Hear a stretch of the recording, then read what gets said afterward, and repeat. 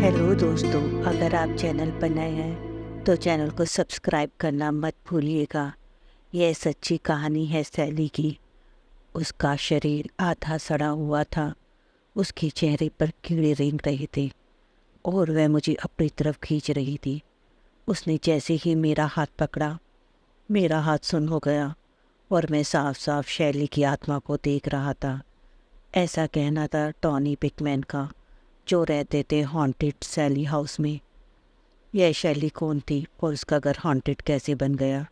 क्या वाकई में इस भूतिया घर के पीछे कोई पैरानॉर्मल रीजन है, या वहाँ पर शैली की आत्मा आज भी है?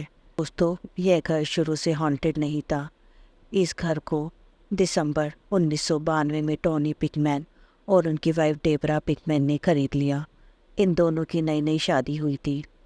जब ये न्यूली वेड कपल इस घर में रहने आए तब इस घर की कोई भी हॉन्टेज हिस्ट्री नहीं। उन्होंने अपने होने वाले बच्चे के लिए भी एक रूम सेलेक्ट कर रखा था, उसे बहुत प्यार से सजाया।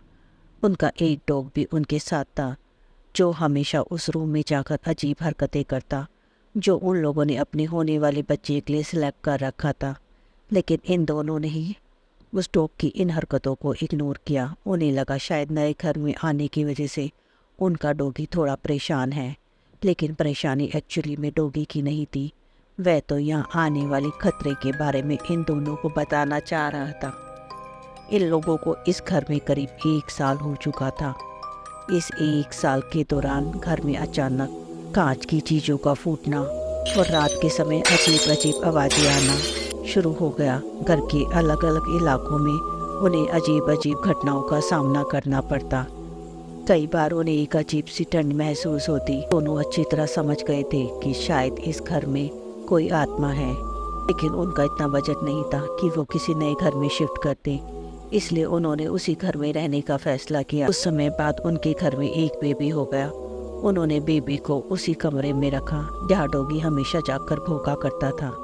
लेकिन डेबरा इस घर में होने वाली कुछ चीज़ों से बहुत परेशान हो चुकी थी, जिनमें से एक घटना थी उसकी बेबी का रात को ना सोना।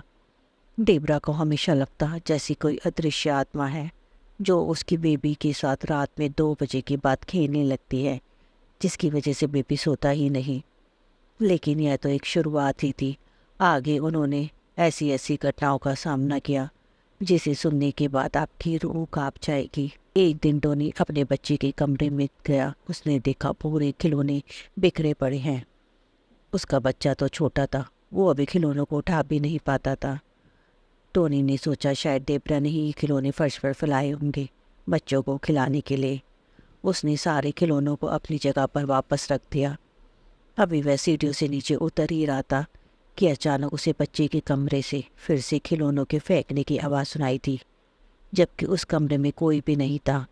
जब टोनी ने वापस जाकर देखा तो खिलौने वापस फर्श पे वैसे ही पड़े थे। इस घटना के बाद टोनी ने डेबरा से बात की और उन्होंने डिसाइड किया कि वो बच्चे को इस कमरे में बिल्कुल नहीं रखेंगे। टोनी ने अपने भाई को और डेबरा ने अपनी सिस्टर को बच्चा संभालने के लिए घर पर बुला लिया। इन दोनों ने बच्चे को अपने साथ ही रात में सुलाना शुरू कर दिया। 1 हफ्ते बाद उनके पड़ोसी ने उन्हें आकर बताया कि रात के 2 बजे के बाद आपके बच्चे के कमरे की लाइट जल जाती है। यह सुनने के बाद दोनों पति पत्नी टोनी और डेबरा काफ़ी परेशान हो गए, क्योंकि बच्चे के रूम की लाइट तो वो लोग रात को 2 बजे चलाते ही नहीं थे। उस रूम में तो अब कोई रहता ही नहीं था। उन्होंने उस रूम को बाहर से लॉक कर दिया था। इस घटना के बाद टोनी ने डिसाइड किया कि अब वो इस घर में नहीं रहेंगे, चाहे उन्हें सड़क पर ही रहना पड़े। अभी वह ये बात सोच ही रहे थे कि अचानक टोनी की पीठ में बहुत तेज दर्द होने लगा। जब डेबरा ने टोनी की टी शर्ट को उठाया तो जो उसने देखा, उसके होश उड़ गए। टोनी की पीठ पर पंजे से बने घाव के निशान थे, जैसे किसी ने उसकी पीठ पर बहुत जोर जोर से पंजे मारे हो। ये देखकर लोग डर गए। तुरंत वह वहाँ से भाग निकले। 29 जुलाई 1993 में बारबरा कॉर्नर नाम का एक पैरानॉर्मल इन्वेस्टिगेटर उन लोगों के घर आया। टोनी ने उसे बुलाया था। भूत के डर से वह उस घर को छोड़ नहीं सकते थे, क्योंकि उन्होंने एक एक पाई जोड़कर उस घर को खरीदा था।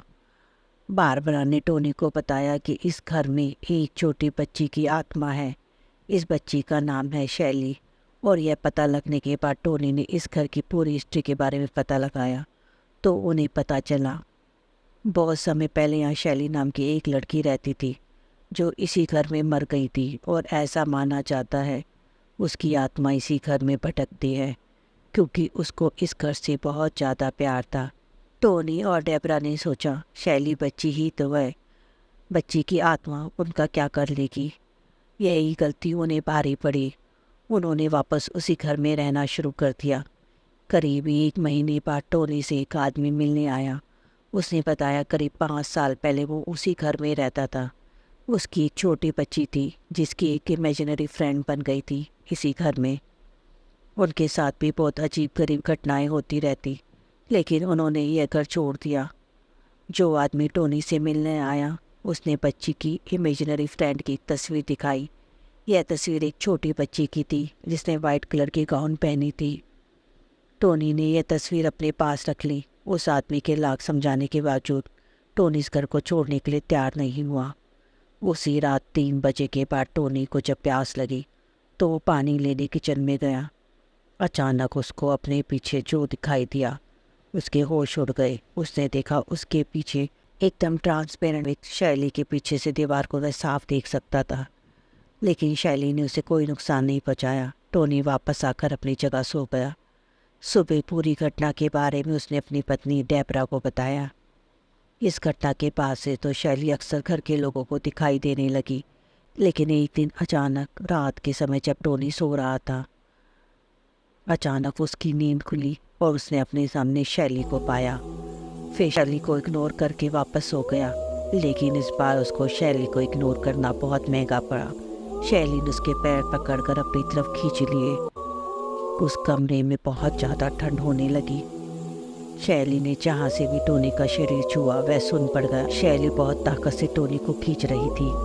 जब उसने ध्यान से देखा तो उसने देखा उसका चेहरा सड़ा हुआ था। उसके चेहरे पर कीड़े रेंग रहे थे और वह थोड़ी इंसान और जानवर जैसी दिखाई दे रही थी। यह नज़ारा बहुत ही ज़्यादा डरावना था। उसके बाद टोनी ने जैसे तैसे करके अपनी जान बचाई। कुछ दिन के बाद से टोनी और उसके परिवार ने उस घर को छोड़ दिया।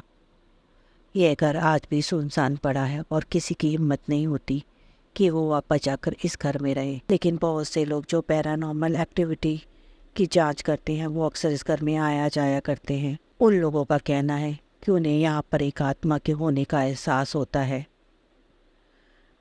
टोनी पिकमैन की फैमिली के बाद आज तक इस घर में कोई नहीं रहा।